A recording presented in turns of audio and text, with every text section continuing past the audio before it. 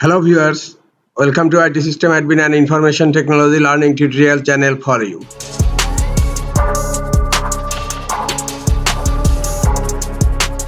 Today in this tutorial I am going to show you how to enable notify me when a restart is required to finish updating.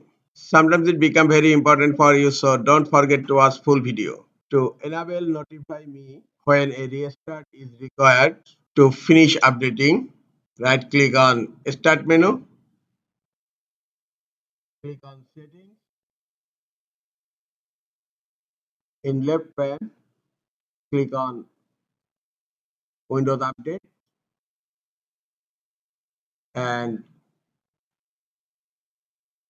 in Windows Update, click on Advanced Options. Here you will find Notify me when a restart is required to finish updating. Now it's turned off. Just click here to turn it on.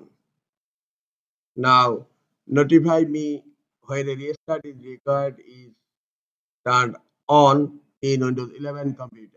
This is all for today. Hope this tutorial is helpful for you. Keep watching for next tutorial. Thank you very much.